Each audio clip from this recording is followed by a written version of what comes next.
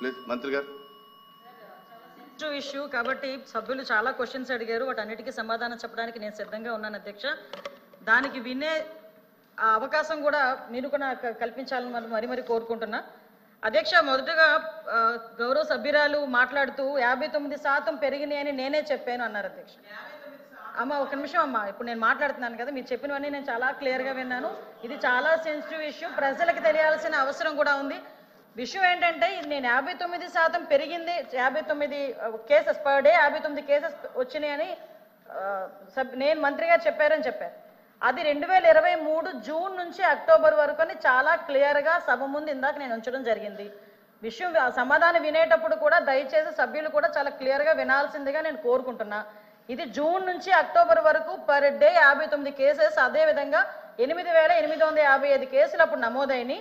కానీ 2024 వచ్చేసరికి జూన్ నుంచి అక్టోబర్ చూసుకుంటే 7,234, దగ్గర 18% తగ్గించాము.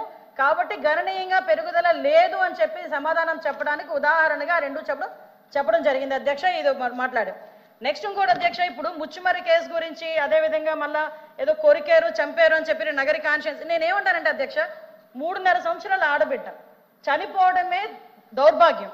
దాంట్లోని ఎవరైనా రేప్ చేసి చచ్చిపోవడం అన్నది ఇంకొంచెం ఆ తల్లిదండ్రులకి కడుపు కోత.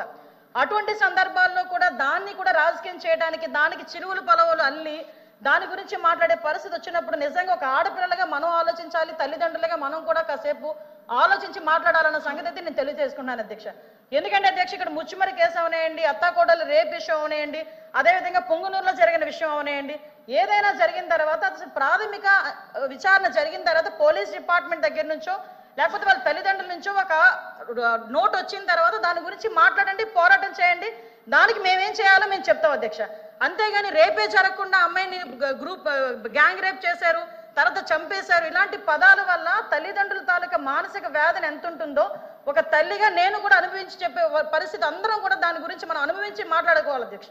అదేవిధంగా అధ్యక్ష మరీ చెప్తున్నాం, ఇప్పటి వరకు జరిగిన క్రైమ్స్ అన్నింటిలోని కూడా మ్యాక్సిమం అందరినీ కూడా 24 గంటల నుంచి 48 గంటల్లో మొత్తం అందరినీ కూడా అరెస్ట్ చేయడం జరిగింది, వాళ్ళందరినీ కూడా రిమాండ్ పెట్టడం జరిగింది. దయచేసి వినండి సార్ ప్లీజ్, ఇది చాలా సెన్సిటివ్ విషయం. మీరైనా నేనైనా ఎవరైనా మహిళల భద్రత విషయంలో రెడీగా ఉండాల్సిందే, పరంగా ఉండాల్సిందే. దయచేసి ఇప్పుడు మేము చెప్తున్న విషయాల్లో మీకు ఏమైనా అబద్ధం అనిపిస్తే కనుక నేను మళ్ళా ఎంతమంది మాట్లాడినా సమాధానం చెప్పడానికి నేను రెడీగా ఉన్నా. దయచేసి ఒకసారి ముచ్చుమరి విషయంలో ఎవరైతే చంపేశారో నిజంగా అమ్మాయి బాడీ ఐడెంటిఫికేషన్ అవ్వలేదు, ఐడెంటిఫై ఎందుకు అవ్వలేదు అన్న సంగతి కొన్ని బయటికి మనం చెప్పలేము కాబట్టి ఆ విషయంలో చెప్పలేకపోతున్నాను అధ్యక్ష. సభ ముందు కొన్ని ఉంచలేము, రిటర్న్ గా రాసిమ్మన్నా కూడా రిటర్న్ గా రాసి ఇవ్వడానికి మేము రెడీగా ఉన్నాం అధ్యక్ష. అదేవిధంగా మిగతా అన్ని విషయాల్లోని కూడా మేము పట్టుకున్నాం అధ్యక్ష. నేను నిజంగా విమర్శించాలి, ఇక్కడే కూర్చొని విమర్శించాలి అనుకుంటే 2019 నుంచి 24 వరకు సీఎం గారి ఇంటి దగ్గరలో గ్యాంగ్ రేప్ జరిగితే ఈ రోజు వరకు వెంకటరెడ్డి అన్న వ్యక్తిని పట్టుకున్నారా? అదేవిధంగా విజయవాడ నడిబొడ్డులో ఒక దళిత వికలాంగురాల్ని హాస్పిటల్లో రూమ్ లో పెట్టి 3 రోజులు సామూహిక అత్యాచారం జరిపితే అదే విషయం కూడా చంద్రబాబు నాయుడు గారు వెళ్తే చంద్రబాబు నాయుడు గారి మీద కేసు పెట్టిన సంగతి మర్చిపోయారా అధ్యక్ష? నేను చెప్పాలి అధ్యక్ష, దయచేసి నాకు అవకాశం ఇవ్వండి. ఇలాంటి సంగతులు మేము చెప్పాలంటే కొన్ని కోళ్ళు చెప్తాం, ఇలాంటి సంఘటనలు అది కాదు ఈ రోజు జరగాల్సిన సంగతి గురించి. అదేవిధంగా మీరు ఇంతకు ముందు చెప్పారు అధ్యక్ష, పోలీసుల వైఫల్యం అని చెప్పి మాలో చాలా క్లియర్ గా చెప్తున్నారు అధ్యక్ష. వాళ్ళు ఈ రోజు పోలీసుల వైఫల్యం ఇప్పుడు కాదు అధ్యక్ష, పోలీసుల వైఫల్యం 5 నెలల కాలంలో వాళ్ళ దగ్గర వసతులు లేకపోయినా, వెహికల్స్ లేకపోయినా, వాళ్ళకి ఫోరెన్సిక్ ల్యాబొరేటరీ అనేది వాళ్ళ దగ్గర లేకపోయినా, అదేవిధంగా వాళ్ళకి కనీసం ఫింగర్ ప్రింట్ ఐడెంటిఫికేషన్ డివైజెస్ లేకపోయినా ఈ 5 నెలల్లో వితిన్ 24 గంటల నుంచి 48 గంటల్లో నేరస్తులు పట్టుకుని రిమాండ్కి పంపించిన ఘనత మా పోలీసు వ్యవస్థ అధ్యక్ష. 5 సంవత్సరాలు పోలీసులు ఎట్టున్నారు అధ్యక్ష? తెలుగుదేశం పార్టీ ఇళ్ల దగ్గర పరదాలు కట్టడానికి, చెట్టు నరకడానికి, ఇంట్లో రోడ్డు మీదకి వచ్చేసరికి కాపులాలు కాయడానికి తప్పించి ఏ రోజైనా కనీసం ఒక ఆడపిల్లని రక్షించే విషయంలో అధ్యక్ష చెప్పాలి అధ్యక్ష. దయచేసి ఇంకొన్ని విషయం అధ్యక్ష, దిశ చట్టము, దిశ యాప్ గురించి మాట్లాడుతున్నారు. గౌరవ సభ్యులు కూడా పోలీస్ డిపార్ట్మెంట్ నుంచి వచ్చారన్నారు, సంతోషం అధ్యక్ష. అధ్యక్ష పోలీస్ డిపార్ట్మెంట్ లో వచ్చిన మా సభ్యులకి కానీ మీ చైర్కి కానీ అడుగుతున్నాను అధ్యక్ష, అసలు దిశ చట్టం అనేది ఉందా? దిశా చట్టం చట్టబద్ధత జరిగిందా?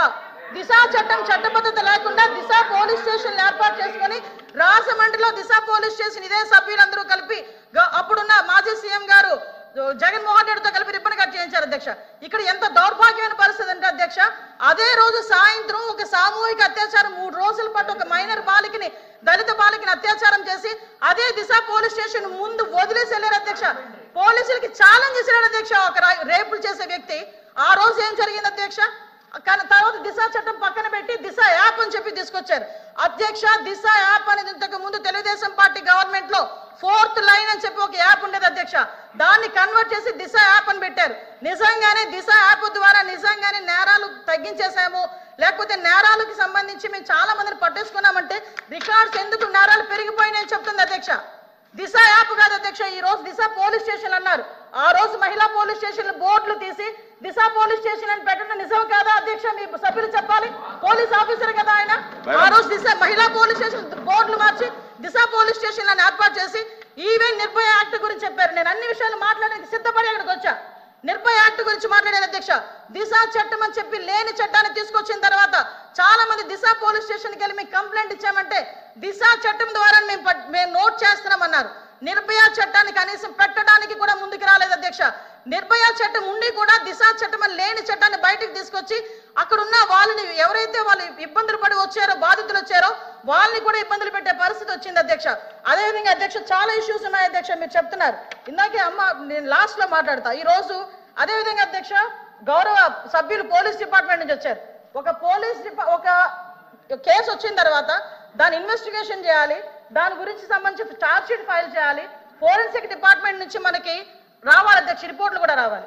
అమరావతిలో ఫోరెన్సిక్ డిపార్ట్మెంట్ కి సంబంధించి ఒక ల్యాబొరేటరీ కట్టడానికి సెంట్రల్ గవర్నమెంట్ దగ్గర 200 కోట్ల రూపాయలు శాంక్షన్ చేస్తే కేవలం అమరావతిలో ఉన్నది ఆ ఒక్క ల్యాబొరేటరీ అనే ఉద్దేశంతో ఈ రోజుకి కన్స్ట్రక్షన్ మధ్యలో ఆపేసి 5 సంవత్సరాలు ఫోరెన్సిక్ ల్యాబొరేటరీని కూడా ఒక్క స్టెప్ ముందుకేయకుండా చేసిన మీరు ఈ రోజు ఫోరెన్సిక్ ల్యాబొరేటరీ గురించి మాట్లాడుతుంటే బాధ అనిపిస్తుంది అధ్యక్ష.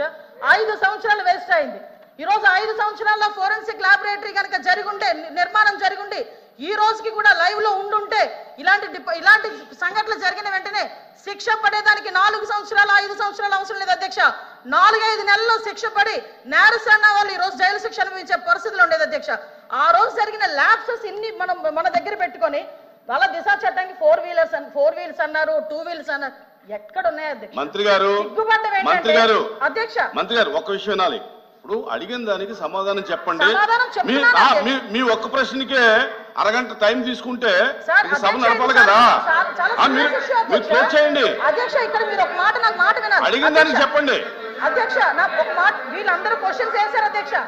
అధ్యక్ష నేను వాళ్ళు వేసిన క్వశ్చన్స్ కి బియాండ్ ఒక లైన్ కూడా లేదు. మీరు క్వశ్చన్ కి సమాధానం చెప్పండి, తప్పే లేదు. క్వశ్చన్ కి సమాధానం మీరు పూర్వపరాలు వర్తమానం అన్ని చెప్తేలాగా సభలో 1 వర్డ్ ఆన్సర్ చెప్పలేం కదా. వాళ్ళు క్వశ్చన్స్ అడిగారు, మేము చెప్తున్నాము. కూర్చోండి సార్ అధ్యక్ష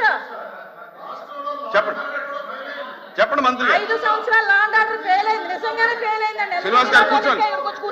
శ్రీనివాస్ గారు కూర్చోండి. కూర్చున్నారంటే ఇంక నిజంగానే ఫెయిల్ అయింది. కూర్చోండి. మేడం చెప్పండి. మాట్లాడుతున్నారు అధ్యక్ష. ఇది కాదు, సభ్యత కాదు. నేను సమాధానం చెప్తున్నాను ఒక మంత్రిగా. వాళ్ళు క్వశ్చన్స్ అడిగారు, చెప్తున్నాను అధ్యక్ష. ఇంకా అధ్యక్ష ఈ రోజు మహిళల గురించి మాట్లాడటం అన్నది భాష గారు అయిన తర్వాత మాట్లాడదు. మేడం గారు చెప్పిన తర్వాత నేను మీకు మేడం మీరు చేతితో మాట్లాడండి. చాలా అనకూడదు కాబట్టి నేను ఆగుతున్నా. ఇప్పటి వరకు సభ్యులు అడిగిన క్వశ్చన్స్ ని దాటి నేను ఒక్క లైన్ ముందుకెళ్ళానేమో మీరే చెప్పండి. సభ్యులు అడిగిన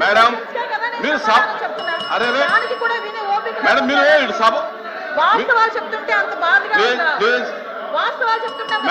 ఉందా మీకు? మేడం మీరు చేతితో మాట్లాడండి అధ్యక్ష. ఇంకో 2 నిమిషాలు అధ్యక్ష. మీరు సభతో మాట్లాడింది చేతితో మాట్లాడండి. ఇప్పటి వరకు లాస్ట్ క్రైమ్ అవనియండి, ఇప్పుడు జరుగుతున్న ఏ క్రైమ్ అయినా అధ్యక్ష, మనం జనరల్ గా కనుక నేను కేస్ స్టడీస్ కూడా చూశాను అధ్యక్ష. నేను హోమ్ మినిస్టర్ అయిన తర్వాత జరిగిన సంఘటనలకు సంబంధించి ప్రతి ఒక్క కేసుకి సంబంధించిన కేస్ స్టడీస్ కూడా మేము చూసుకున్నాం అధ్యక్ష.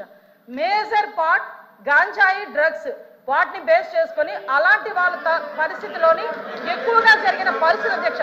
5 సంవత్సరాలు గాంజాయి మీద ఒక రివ్యూ చేశాడు అధ్యక్ష మాజీ ముఖ్యమంత్రి జగన్మోహన్ రెడ్డి. గాంజాయి మీద ఒక్క రివ్యూ అధ్యక్ష.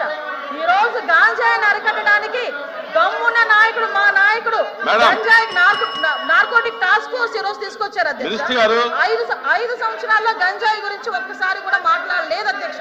నేను విషయం చెప్తున్నాను అధ్యక్ష. దాని ప్యారలల్ గా ఈ రోజు వరకు జరుగుతున్న సంఘటనలు ఈ రకంగా వచ్చినాయి అధ్యక్ష. దయచేసి అది కూడా ఆలోచించుకోవాలి.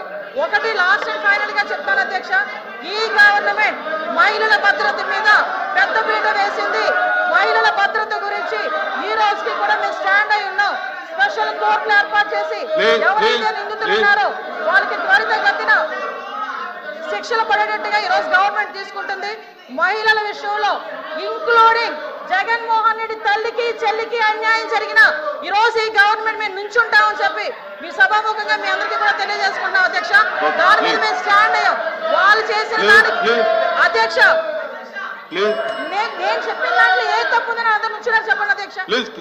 అదేంటి అధ్యక్ష, అందరూ నుంచున్నారు కదా. నేను చెప్పిన దాంట్లో ఏ తప్పు ఉందో అడగమనండి. కాబట్టి అధ్యక్ష మేడం మీ విషయంలో ఫెయిల్ అయింది సార్, మీ విషయంలో ఫెయిల్ అయింది, ఆయన విషయంలో ఫెయిల్ అయింది, శ్రీనివాస్ గారి విషయంలో ఫెయిల్ అయిందని మనం మాట్లాడుకోవాలి. లేకపోతే అనంతబాబు ఎందుకు కూర్చుంటాడా? డోర్ డెలివరీ చేసిన వచ్చాడు కూడా ఎందుకు కూర్చొని మాట్లాడుతున్నారు? డోర్ డెలివరీ చేసిన వచ్చాడు కూడా ఎందుకు కూర్చొని మాట్లాడుతున్నారు? మంత్రి గారు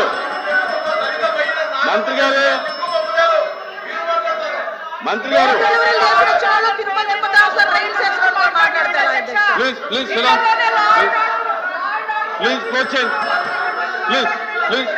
ఎలా మాట్లాడమంటారు అధ్యక్ష? క్లోజ్ చేయండి. కాబట్టి అధ్యక్ష ఈ రోజుకి కూడా మహిళల భద్రత విషయంలో ఈ గవర్నమెంట్ స్టాండ్ అయి ఉన్నాం. మేజర్ పార్టీ మహిళల రక్షణ విషయంలో పెట్టుకున్నాం. మహిళల జోలికి వచ్చిన మహిళల గురించి సోషల్ మీడియాలో ఇష్టానుసారంగా మాట్లాడిన బూతులు తిట్టినా కూడా ఈ గవర్నమెంట్ ఫార్మ్ గా వ్యవహరించి వాళ్ళకి శిక్షలు విధించేటట్టుగా మేము ఉంటాము. మళ్ళీ ఇంకో విషయం చెప్తాను అధ్యక్ష, దేవతలు పూజింపబడాలని మాట్లాడారు. నేను ఒకటే మాట్లాడుతున్నా, జగన్మోహన్ రెడ్డి తల్లికి చెల్లికి బాబాయ్ కూతురైన ఆ చెల్లికి కూడా అన్యాయం జరిగిన ఈ రోజు మేము నుంచుంటామని మీ అందరికీ కూడా తెలియజేసుకుంటాం అధ్యక్ష. వాళ్ళకి సహాయ సహకారం అందిస్తాం, వాళ్ళకి కూడా న్యాయం జరిగేటట్టుగా చేస్తాం. ఎల్ఓపి గారు కూర్చోండి అందరూ కూర్చోండి. ఎల్ఓపి గారు మాట్లాడలేదు, కూర్చోండి. అధ్యక్ష, ఒక సున్నితమైన ప్రశ్న. ఈ ప్రశ్న మా ఇక్కడ ఈ హౌస్లో ఉన్న 50 మంది గురించే కాదు, ఈ రాష్ట్రంలో ఉన్న 5 లక్షల మంది ప్రజలు కూడా దీని గురించి చూస్తున్నారు. రాష్ట్రంలో శాంతి భద్రతలు ఎలా ఉన్నాయి, ఏ విధంగా ఉన్నాయని. సభ్యులు అడిగిన ప్రశ్నకి వచ్చి సూటిగా సమాధానం చెప్పకుండా దానికి వారు వచ్చి బాధ్యత కాకుండా అబాధ్యతగా వారు వచ్చి రాజకీయ ఉపన్యాసం కోసం రాజకీయ అద్దె కోసం చేస్తున్న ఈ నేపథ్యంలో ముఖ్యంగా మేమే కాదు అధ్యక్ష, ప్రభుత్వంలో ఉన్న నేనైతే చదివే సందర్భం అయినా కాకపోయినప్పటికీ సొంతంగా ఉన్న ప్రభుత్వంలో డిప్యూటీ సీఎం గారు కూడా రాష్ట్రంలో శాంతి భద్రతలు క్షీణించే విషయాన్ని కూడా చెప్పిన విషయాన్ని కూడా ఈ నేపథ్యంలో ఈ ప్రశ్నకు సరైన సమాధానాన్ని ప్రభుత్వం రాకుండా దాన్ని రాజకీయం చేయాలనే ఉద్దేశంతో రాజకీయం చేయాలనే ఉద్దేశంతో వారు ఇచ్చిన సమాధానానికి నిరసనగా మేము వచ్చి ఈ ప్రశ్నకి వాకౌట్ చేస్తాం అధ్యక్ష సభలో వాస్తవాలు వినే ఓపిక లేక వాకౌట్ చేస్తున్నారు. సభలో వాళ్ళు చేసిన దౌర్భాగ్యాలు వినే ఓపిక లేక సహించలేక వాకౌట్ చేస్తున్నారు. నిజంగా దమ్ముంటే నుంచోమనండి, ఆయన అడిగిన దానికి సమగ్ర సమాధానం చెప్తా. నేను మేడం కూర్చోమనండి సార్, మేము సమాధానం చెప్తాము. వెళ్ళిపోతామని మాట్లాడడం ఏంటి సార్? ఇప్పుడు అనాలి షేమ్ అని. మేడం మీరు 1 మినిట్ మీరు బాధ్యత గల మంత్రి అయి ఉండి దమ్ము ధైర్యం అనేది మాట్లాడటం కరెక్ట్ కాదు. దమ్ము ఏంటి ఇదేనా? ప్లీజ్ శ్రీరామ్